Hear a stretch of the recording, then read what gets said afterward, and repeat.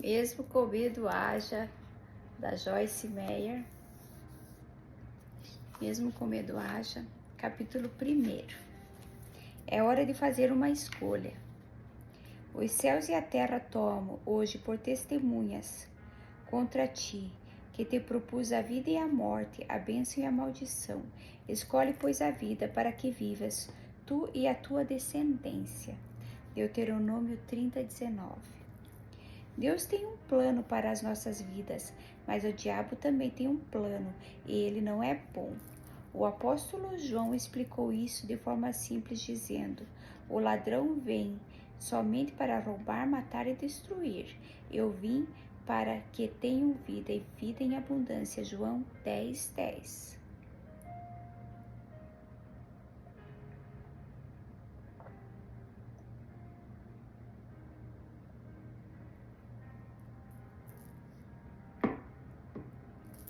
O plano de Deus é acolhido quando colocamos a nossa fé no que Ele nos diz, na Sua palavra.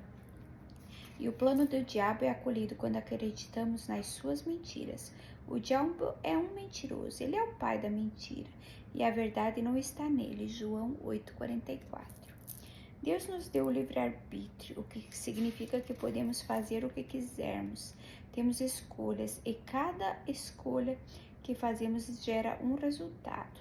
Deus diz em Deuteronômio 30:19 que Ele nos dá duas escolhas, a vida ou a morte, a bênção e a maldição. Depois Ele até nos diz qual devemos escolher. Escolhe, pois, a vida para que vivas, tu e a tua descendência. Embora tenha nos dito qual escolher, Ele ainda requer de nós que façamos a escolha. O bom plano de Deus para as nossas vidas não acontecerá automaticamente, nem o plano do diabo. Precisamos escolher um ou ao outro. Você poderia pensar, com certeza ninguém escolherá deliberadamente o plano maligno do diabo para a sua vida. Mas as pessoas escolhem o plano dele pela falta de conhecimento com relação a ele e os seus caminhos. O profeta Oséias disse que o povo de Deus é destruído pela falta de conhecimento. Oséias 4:6. O meu propósito ao escrever este livro é ajudar você a adquirir o conhecimento sobre o medo, sobre como o medo opera na sua vida e sobre como se libertar dele para que você não seja enganado. Fazemos uma escolha, uma grande escolha, quando decidimos receber Jesus como Salvador e Senhor. Então passamos a vida fazendo escolhas diárias que se alinhem com a palavra de Deus. Quando estamos em uma situação tensa no trabalho, podemos escolher fazer a vontade, dizer a verdade em vez de mentir.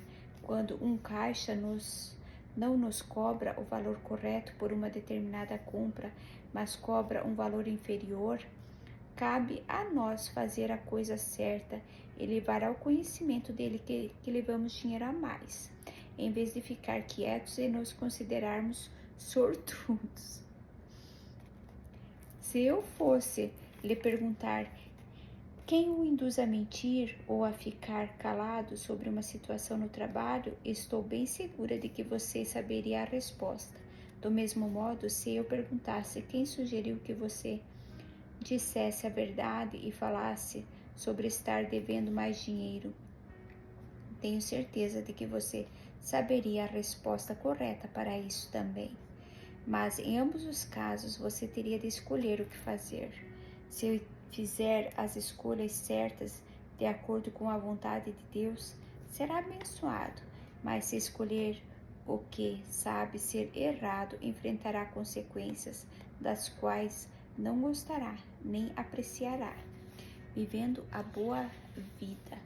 O apóstolo Paulo escreveu: pois somos feitura dele, criados em Cristo Jesus, nascidos de novo para as boas obras, as quais Deus de antemão preparou, planejou anteriormente, tomando caminhos que ele preparou antecipadamente para que andássemos nelas, vivendo boa vida que Ele preparou e preparou para que vivêssemos. Efésios 2:10. Poderíamos ler essas palavras e pensar: todos vão optar pela boa vida. Infelizmente, há mais pessoas que não escolhem do que as que escolhem. Por quê? Porque o diabo mente para elas e faz com que pensem que podem fazer escolhas erradas e ainda assim tenham resultados certos. Ele as convence de que se elas serão as sortudas, que não terão problemas por causa de suas más escolhas. A Bíblia diz que o nosso pecado sempre nos encontra e que o resultado do pecado é a morte. Ver Números 32:23, Romanos 6:23. Essa morte nem sempre é a cessação da vida. Com mais frequência, ela é a perda da paz, da alegria, de uma vida que vale a pena viver. Podemos sempre nos arrepender do nosso pecado, receber o perdão total de Deus e seguir em frente para viver uma boa vida. Mas haverá momentos em que ainda teremos de sofrer as consequências das nossas ações erradas. Uma pessoa poderá cometer assassinato e Deus a perdoar, se ela verdadeiramente se arrepender. Sua família e até a família da pessoa que ela matou podem perdoá-la, mas ela ainda terá de ir para a prisão. É importante entendermos que nossos atos trazem consequências. Observe também que Efésios 2:10 nos diz que Deus prepara uma boa vida para nós, mas precisamos andar nela. Temos de escolher os caminhos de Deus. Ele está sempre nos atraindo para a sua vontade e a sua graça está sempre presente para nos capacitar a fazer a coisa certa. Mais uma vez, porém, deixe-me falar claramente. Deus não nos obrigará a fazer o que é certo. Somos parceiros de Deus. Não podemos fazer a parte dele e ele não fará a nossa parte. Ele coloca diante de nós a vida e a morte, o bem e o mal. A escolha é nossa. Se vamos andar com fé ou com medo, essa é uma decisão que precisaremos tomar, muitas vezes ao longo da vida. Não creio que seria exagero dizer que talvez precisaremos fazer essa escolha diariamente. Meu pai era um homem abusivo que controlava a família através do medo. Era realmente o diabo atuando através dele, mas ele fez escolhas sobre como iria viver e teve de lidar com as consequências dessas escolhas em sua vida diária. Embora tenha se arrependido e recebido Jesus aos 83 anos, ele viveu uma vida miserável durante 83 anos e morreu aos 86. Fico feliz por saber que ele está no céu. Mas o que ele fez teve um impacto duradouro sobre muitas pessoas. É bom lembrarmos que nossas escolhas afetam as pessoas que nos cercam, assim como a nossa própria vida. Minha mãe era governada pelo medo e por causa da sua recusa em confrontá-lo, tanto meu irmão quanto eu sofremos.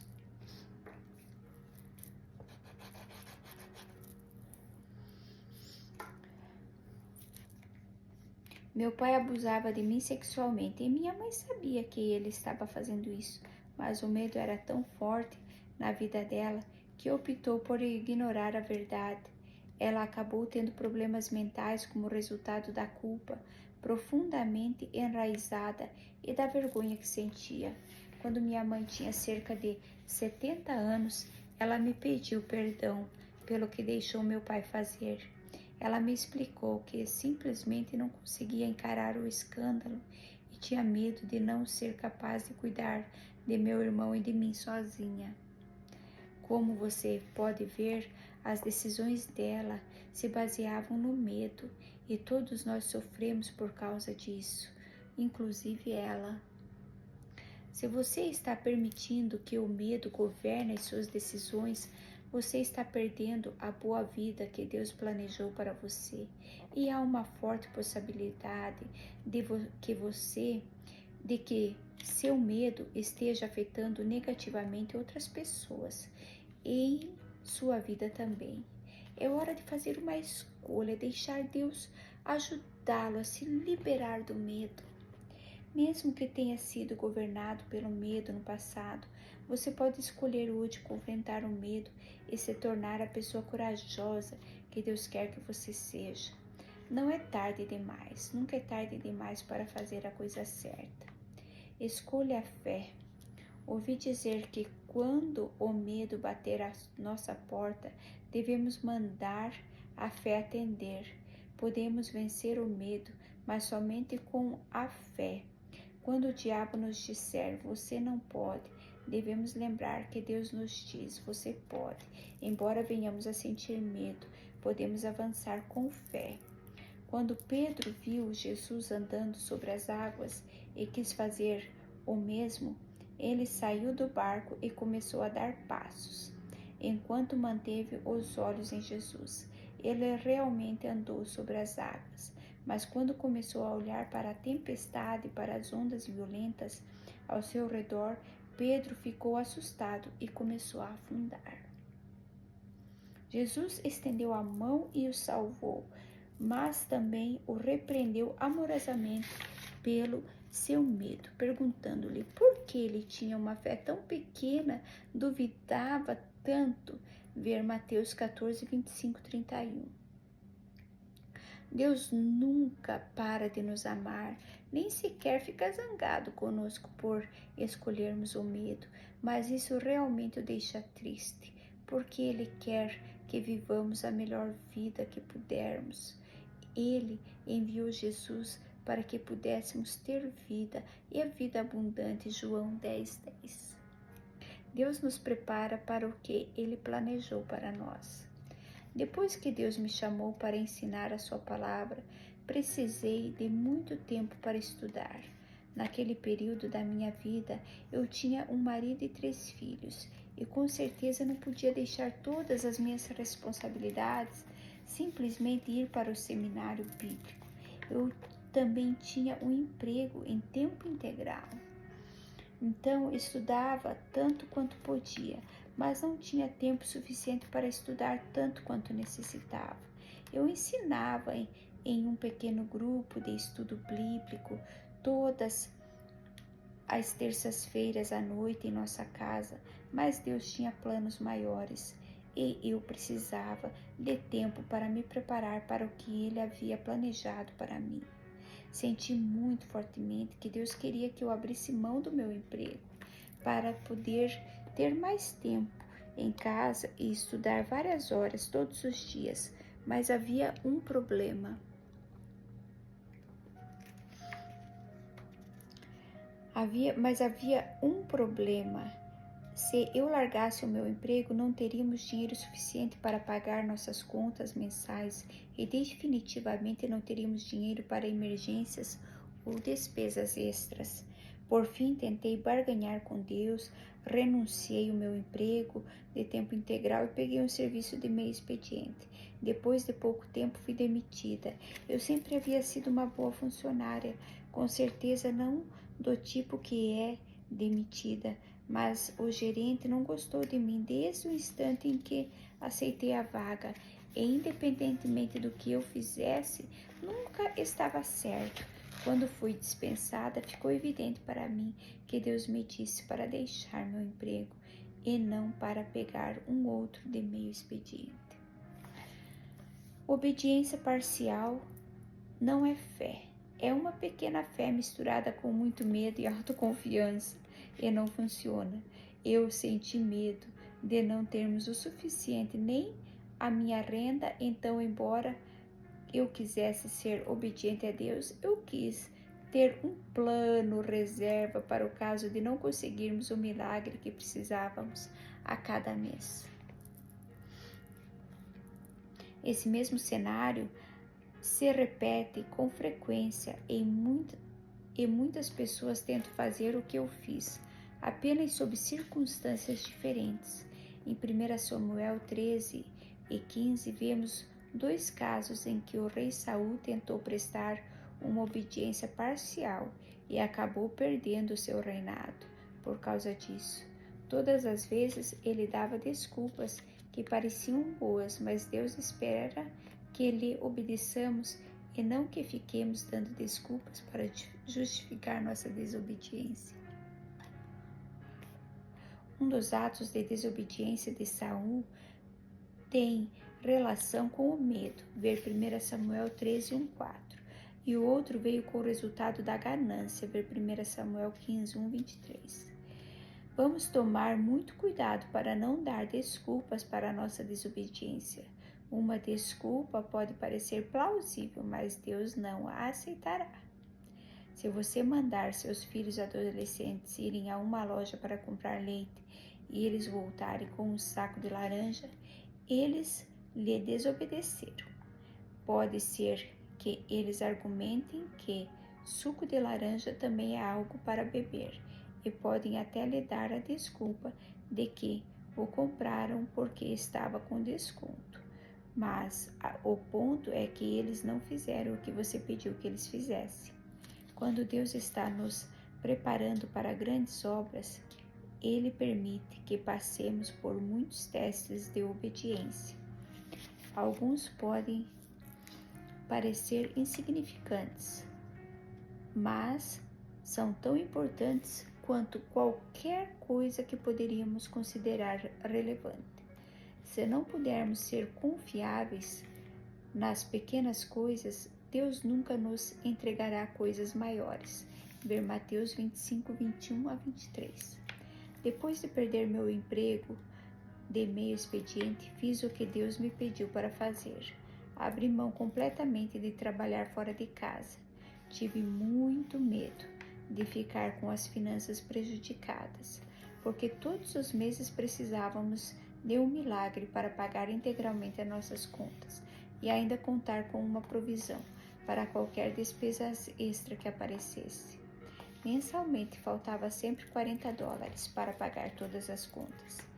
Mas aprender a confiar em Deus mesmo sem essa pequena quantia, na época nos ajudou a confiar nele com relação às grandes quantias que necessitamos agora para sustentar a obra que ele nos permite fazer ao redor do mundo. Jamais esquecerei como foi impressionante ver Deus nos prover a cada mês. Ele fez isso de uma série de maneiras diferentes e nunca deixou faltar o que necessitávamos. Quando abri mão do meu emprego, fiz a escolha certa, mas se eu tivesse feito a escolha errada, minha vida seria muito diferente do que é agora. Que tipo de escolhas você está fazendo na sua vida agora? Você está preferindo obedecer a Deus, priorizando a vida e a bênção? São escolhas com as quais você ficará feliz, mas tarde. Oro para que você esteja fazendo as opções certas e para que você não fez isso no passado, hoje seja um novo começo para você. Escolha a fé e não o medo. Nunca é tarde demais para um novo começo com Deus.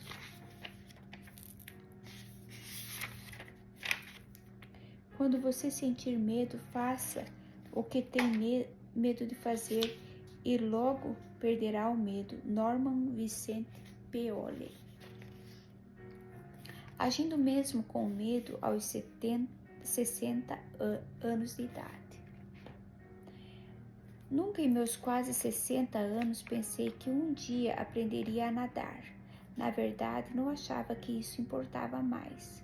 Em minha juventude talvez tenha sido importante, mas eu já não era mais criança. Não pretendia atravessar o Canal da Mancha a nado, nem competir nas Olimpíadas. Então, por que eu iria querer aprender a nadar? E por que, então, eu estava tendo aquela impressão insistente de que precisava aprender? Ora, sei que nadar não é um problema para muitas pessoas.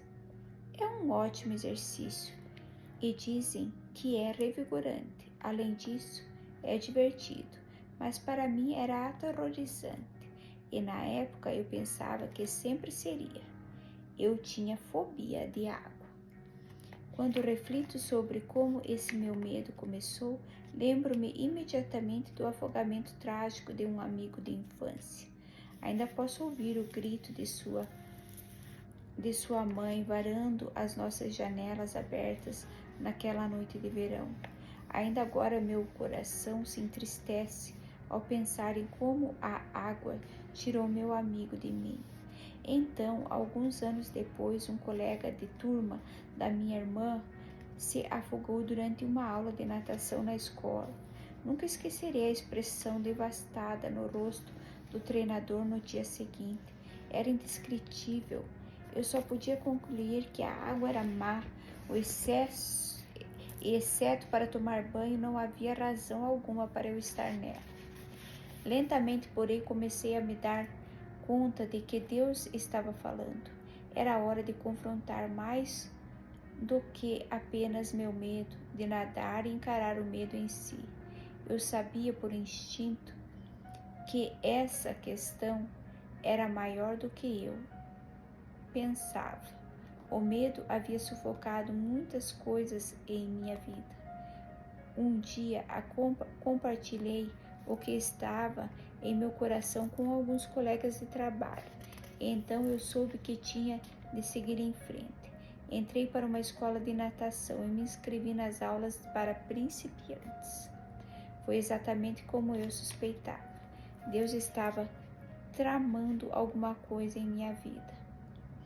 Enquanto progredia timidamente através de cada aula e as fiz com medo, eu sentia a sua presença e paz de uma maneira profunda. Enquanto aprendia a nadar, eu também estava aprendendo a confiar em um nível inteiramente novo. Nadar é a realização de toda uma vida para mim, literalmente. Não apenas é um excelente exercício, é realmente revigorante e, mais do que tudo, é divertido. Mas a realização mais incrível para mim foi aprender a confiar em Deus de um modo mais pessoal, no profundo, por assim dizer, sabendo que Ele está comigo em todas as situações que enfrento. Não me apavoro diante do que está por vir, porque venha o que vier. Sei que Ele me guiará. Afinal, Deus me libertou do medo e me ajudou a aprender a nadar. Nunca é tarde demais para agir. Mesmo com medo, haja. Caroline.